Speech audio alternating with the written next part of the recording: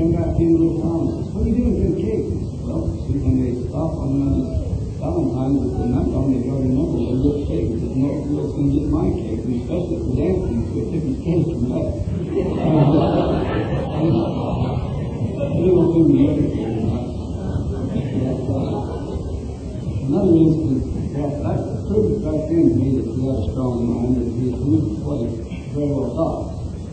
Another time we were, other folks and I had the opportunity to take several of the boys, Robert was included, on a pack trip in Wyoming, back in the backcountry. And this is a real privilege to take a bunch of boys his age back in the mountains so far from civilization. And we, always back there, we had a real good time. This is where I first got to know Robert and realized that he was determined and would do what he set his heart to and his mind to. One afternoon I slipped out by myself and went behind camp, all 200 yards out of the camp, and there was some pine trees, and I just sit down in the pine trees for a while, and I looked down there, and here comes there were several of the boys, and shields that they wanted clothes on, and they were coming down the back of the creek. Well, that creek must have been about 30 degrees. It was just done to about 3. I know it had to be that cold. These boys decided to see if it stayed along in the water. And this one pole was called, if you stay down and come back to your neck. I was up there taking it all in. I could see earshot. I could hear what they were saying. Yes, he went. I think Robert stood in the 3 minutes and 28 seconds or something like that. He was blue when he came out. But Robert is a person that has a determination to do something. If he set his mind right, he's got to be out of his way. This is what he's doing. I got to know Robert quite well on the trip. In fact, we had a real long visit on the way home. There was on the street that Robert and I could drive home. And I got to know a little about him. I found out that he had a real strong testimony. And the thing that I admired most about it is his testimony was Robert. It wasn't Brother and Sister Dixie's testimony, or it wasn't mine or Brother Folks or anybody else's. That testimony was Robert. And he about it, two things he had done himself. Of course, he had other people encouraged him, I'm sure. But he had a testimony, and he knew the gospel was true. And I knew at that time, and I'm sure, that this point in his life would come. He was on mission. Which is a very important part of Robert's life. And that brings me to the point that I'd like to discuss now, is being of service. You know, a mission is really a service. There's no other greater way to be in service that I think at the right time, in 32 years. Brother Folk told me that here, 3 or 4 years ago at the high school rodeo, just to tell you how important the mission is. The high school rodeo, there's a fellow in our area that Jed, he's a world champion cowboy, and he's not a member of the church. Brother Folk was talking to a young man that was just competed, and was a good hand, a good cowboy. He said, "What should I do? Should I think about going on the mission, or should I? Because I'm not at the prime. I'm not where I can go all the way now. I can keep on cowboying, and when you go, he said, should I go on this? And this judge had no hearing. He said, I cannot understand in my life why anybody would want to go on a mission. So I just don't understand why you give up 2 years of your life to go on a mission. He said, but I could have wondered. If you go, you'll be a better man, and your talent will suffer all. You'll be better. So even non-members, they can see that our missionary program is important and a special part of our lives. So this service is not a bad I've discovered. So I met a fellow once up in the Dallas country, and he made a pretty meeting. He never missed one meeting. I don't care if he was supposed to get that meeting, he was at that meeting. And finding out why he never gets the meeting, he said, they're going to judge. He's going to be judged by the books. I want my name on that roll. Every time I'm supposed to be there, I want my name there. He was doing things for the wrong reason, though. He liked to poach deer, and his employer lost quite an amount of gas to his hand. because then he wouldn't miss a meeting. So I have to do things for the right reason. I'm a director on the 5th District High School rodeo. And you know, I find it really easy to go over and spend a day or 2 days working in the ring and get ready for a district rodeo. I don't have any problems. You know, sometimes, in fact, quite often I have a real hard time getting home teaching done. And so we need to do things and get service for the right reasons. And it's important to keep our goals in sight as we're doing service. There's a number of ways we can be of service. President Theodore Pell told a story once about a bishop who knew. This bishop was a successful farmer, had a large farm. He raised thousands of bushels of wheat. Each one fall he had a bounteous harvest. He filled his granaries and silos up, and he sold thousands and thousands of bushels, and he had one load left. So he was ready. He had it in the truck about 10 times of wheat in the truck. And he wondered what to do with this 10 tons of wheat. And he said, I know what I'll do. Brother John, I'll give it to him. Brother John was just a newly married young man in the Lord. And he bought a kind of an old place and he had a building or two on it. He was raising chickens, trying to sell eggs and make a living there. And he said, I'll just take it to him. So the bishop took his truck and drove into Brother John's yard. And he went to the house and knocked, and no one was home. He said, oh, good, there's nobody here. So he just backed up to the granary and he filled that granary clear full of wheat. Just unloaded the whole load and then went home. Just a couple of weeks, Brother John said, Bishop, I got a problem. Bishop said, what is it? He said, someone by mistake dumped some wheat on my place. He said, I'm sure it's just a hired man that got the directions mixed up and he dumped the wheat in the wrong place, and what should I do about it? And Bishop said, well, I advise you to never try to find out where it comes. And he told him, don't try to find out. So John said, well, Bishop, I know one. So he got his check and started to write out a check. And Bishop said, John, don't ever in a million years feel like you can pay me for that wheat. So, both people real good. A couple of weeks later, just for Thanksgiving time, the bishop went to his locker downtown to see if he could get some choice meat for the Thanksgiving meal. And he opened the locker and lo and behold, it was full of dressed chicken. So he immediately knew what the deal was. So he went to Brother John. He said, John, someone's made a big mistake. They put a bunch of dressed chickens in my locker. He said, I'd like to know, most people's raising chickens, and I'd like to know who it was.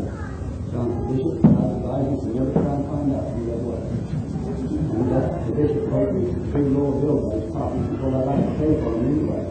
And Brother John said, Bishop, in a million years, don't ever try to pay for the chicken. So, that is an example, I feel, of service to our fellow man. It should all be that way. It should be great. Other ways we real service in the community and our government. There's several members that take active part in school boards and city councils, these type of things. Never be commended. I think it's great when they find enough time out of their lives to give their service and stand up to be counted in this way.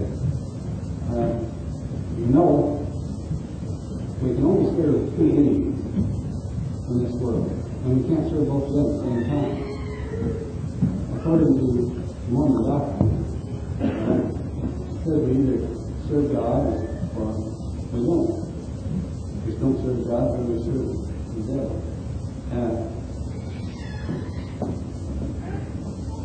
If we're acting and keeping commandments, then we're serving God.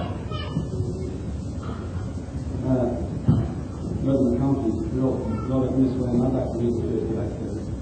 And the elements stands are only two means to do service as men, God or the devil. By keeping the commandments, men serve God and prove his interest. By failing to obey his law, they serve the devil, who is the master of sin. No man can serve two masters, for either he will hate the one and love the other, or else he will hold the one and despise the other. You cannot serve God and mammon. When mammon of this world takes precedence in a man's heart over the things of righteousness, that man most assuredly is not serving God, choosing to stay whom he will serve. We can also be of service in a unique way, I feel. And that's why being service to our families by being good members. Brother Pope told me the story of his dad and happened to him. I think it would be a great service. Each one of us, we could do this same type of thing. Said he was went on an FFA trip and learning Wyoming with a group. And he got there and discovered he lost his wallet. He didn't have it on him. He would spend 2 or 3 days around. And there he was without a penny. And he didn't want to do it. He was just didn't have to sit in the hotel room instead. He was boys that age and still without money, you see. And so his advisor took him to the bank, and he went down to the old bank there. And some folks told him his predicament, how it happened. And he said, let's see, I'm not going to story just to lose it next up at the private banker knew that his father said, thanks, sir. Well, I think we've seen a draft with the signature of his brother his dad. And he said, oh yeah, I know that signature, I know the man, and he did tighten the money that we needed to spend the time. He said he can just send it back. So what greater service can we do for our children is to leave them a name or a position like that where they can fall back on our dignity. We all ought to be doing things for other people. And sometimes we do things without even thinking about it. If we are helping people, I know we've all heard this poem for bridge builders. I'm sure you have, but I'd like to read it to you. To me, this exemplifies the giving service to other people without even knowing and knowing who you are or anything about them. It goes, an old man going his own highway, came an evening, cold and gray, to a chasm wide and deep, or a chasm vast and deep and wide. The old man crossed, and twilight came, the sullen stream had no thirst for him. But he turned when safe on the other side, and built a bridge to span the cloud. Old man, said a fellow pilgrim near, you're wasting your strength with building here. Your journey will end with the passing day. You never again will pass this way. You have crossed the chasm deep and wide. Why build you this bridge at eventide? The builder lifted his old gray head. Good friend, in the path I have come, he said. There followeth me after me today a youth whose feet must pass this way. That chasm has been is not to me, to that fair-haired lad may a pitfall be. He too must cross when the twilight ends. Good friend, I am building this bridge for him. We are building bridges every day, whether we realize it or not. And some of them don't lead to the places we ought to be building bridges to. I speak with personal experience. I've built several bad bridges. But I would like to tell Robert that he can do no greater service in his life than in the next 2 years he'll spend. The growth and development he'll have will be so great. How Wade just got home recently, and we can notice such a difference. And I'm sure that 2 years now probably seems like an eternity. I'm sure you'll never live through it. But just be prepared to get on a plane home before you're ready, because it'll get you that quick. When you're serving and doing the things the Lord has commanded you, you can only be happy. And I know that Robert is a good missionary, but he is eternal, and he has a testimony. And these things are important to missionary work, because missionaries are proud. And I'd like God to know that I feel him a close friend, and that I appreciate him. And I know that he'll tear him up when he gets out. I say that he never uses that.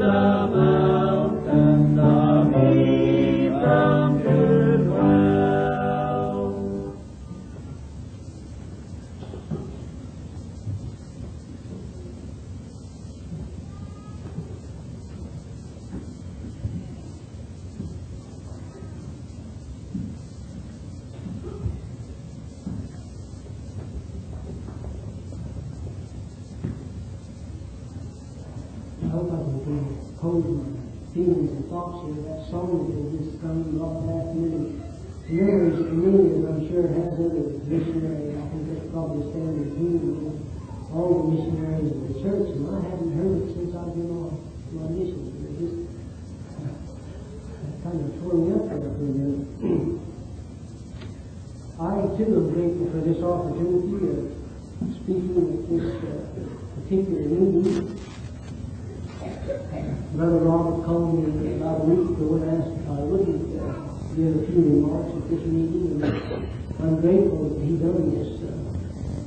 This past week, even though it's been a busy week, I've often reflected that I have this responsibility of speaking today, and so because of this reflection, I think this week has been a more successful week for me. I've been in tune perhaps more with the Spirit than I would have been if I hadn't had this opportunity. Even so, I would ask an interest in your faith and prayers that what I say might be a benefit to you, that we might all be edified.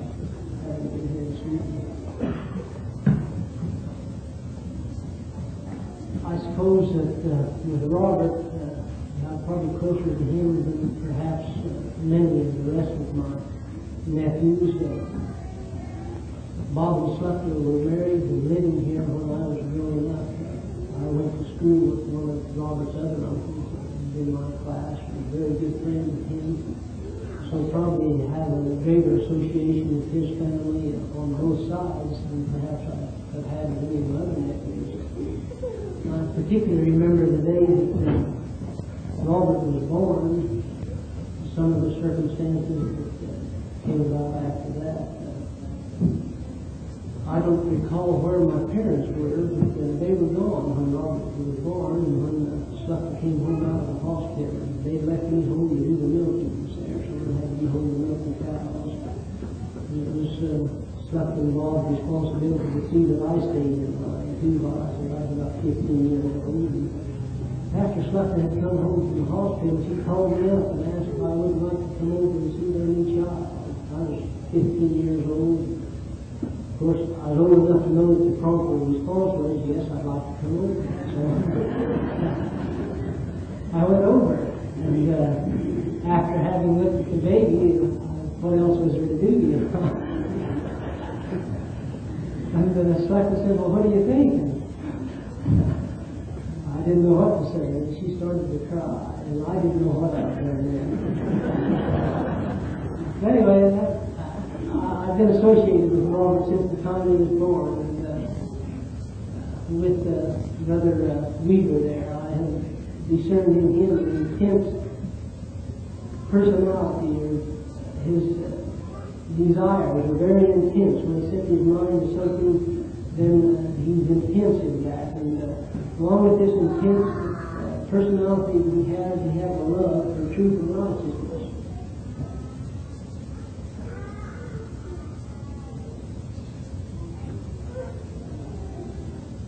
And so with these two combinations, I am sure that he will make an excellent missionary if he will combine another character attribute with that, and that's obedience. So this is the counsel I'd like to leave with you, Robert. Seek the counsel of those that are in authority over you, and then be obedient to it. And I can guarantee you success on your mission as well as any other endeavor in your life. With that preface, I'd like to read a parable that the Lord gave to the prophet Joseph Smith. Those of you that have your doctrine covenants, you might turn to section 101, and starting with verse 43. And now I will show unto you a parable, that you may know my will concerning the redemption of Zion. A certain nobleman had a spot of land, very choice, and he said unto his servants, Go ye unto my vineyard, even upon this very choice piece of land, and plant 12 olive trees, and set watchmen round about them, and build a tower, that one may overlook the land round about, to be a watchman upon the tower, that my olive trees may not be broken down when the enemy shall come to spoil and take upon themselves the fruit of my vineyard. Now the servants of the nobleman went and did as the Lord commanded them, and planted the olive trees, and built a hedge round about, and set a watchman, and began to build the tower. And while they were yet laying the foundations thereof, they began to say among themselves, And what need hath my Lord of this tower? And consulted for a long time, saying among themselves, What need hath my Lord of this tower, seeing this is a time of peace? Might not this money be given to the exchangers? For there is no need of these things. Have you ever found yourself in a similar situation after having received counsel? You went to immediately to do these things, and after becoming involved in doing what you were counseled to do, begin to rationalize and say, well, is it really essential that I do the things that are said to be done? Anyway, and while they were at variance one with another, they became very slothful, and they hearkened not unto the commandments of the Lord. And the enemy came by night and broke down the hedge, and the servants of the nobleman arose and were affrighted, and fled. And the enemy destroyed their works and broke down the olive trees. Now behold, the nobleman, the Lord of the vineyard, called upon his servants and said unto them, Why? What is the cause of this great evil? Ought ye not to have done even as I commanded you? And after ye had planted the vineyard, and built the hedge round about, and set watchmen upon the tower thereof, built the tower also, and set a watchman upon the tower, and watched for my vineyard, and not have fallen asleep, lest the enemy come upon you. And behold, the watchman upon the tower would have seen the enemy while he was yet far off. And then he would have made ready, and kept the enemy from breaking down the hedge thereof, and saved my vineyard from the hands of the destroyer. And this parable takes on more significance, brothers and sisters, if you'll go back to the period of time that this was given to the prophet Joseph Smith. It was during the Missouri persecution. If you recall, the prophet Joseph Smith received revelation that there was to be a temple built in Missouri. And the brethren went down and procured the land there, and even the spot was dedicated. Many of the brethren went to the land of Missouri, and while they were there, they consulted one with another. What need do we have to build a temple right now? In the Doctrine and Covenants commentary, the comment is made that if these brethren had went to and built the temple as they were commanded, it would have been the tower, and they would have had the watchman on the tower, and they would have avoided the persecution that they were under. Now, in my own personal experience, while I was on a mission, I was in Cleveland, Ohio, area where Robert's mission headquarters would be. We were assigned to a ward there. And in this ward, they were preparing to build a new chapel. They had a chapel probably as wide as what we have here, probably 2/3 as long. And they'd outgrown it. And they had opportunity to sell this chapel before they had the new one built. And the brethren from Salt Lake advised them not to sell it. They also had a building missionary at that time that was there to help them when they get started on the construction of the new chapel.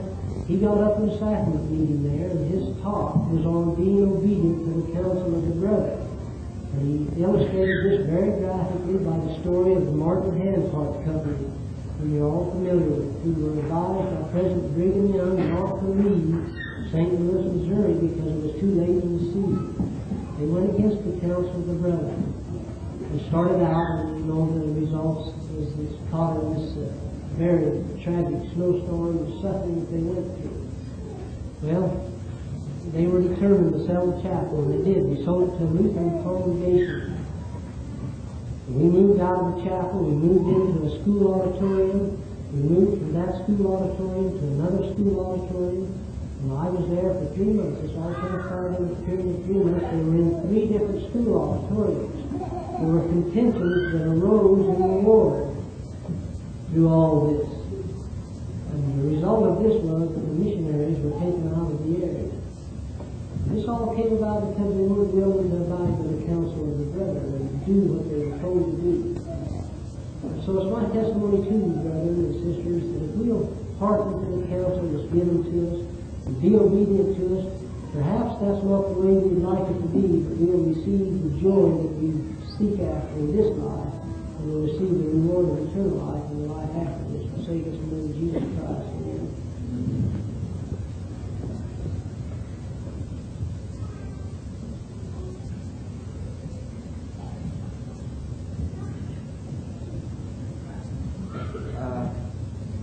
To begin with, I'd like to thank Robert for giving me the opportunity to speak today. I was hoping he'd ask me.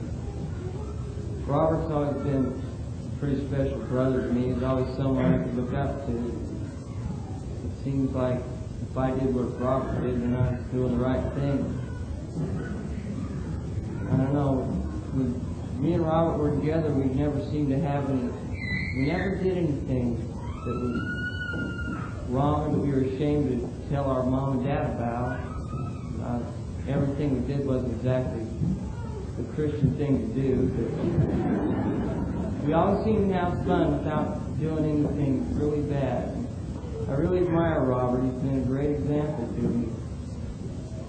Seems like a couple of months ago, people would talk about missions, and I go, yeah, mission, that's something you do when you get old. And next thing I know, Robert's got a mission call. And he'll be leaving in a week. And then I took a look at myself and I go, geez, I'm 18 years old. I'll be going on a mission in less than a year. It kind of scares me because the main thing I'm getting out of this is I took a good long look at myself and asked myself if I was really ready to go on a mission. I can look at Robert and there's no question in my mind that he was. And I feel that he's going to be a great missionary. He's got a spirit that he can carry with him, and if the people, if he doesn't convert anybody, it's not going to be his fault. He's a magnetic person when it comes to the gospel. And I'd like to let him know that I love and respect him. And I just hope that I can follow what he does and say his name is Christ in me.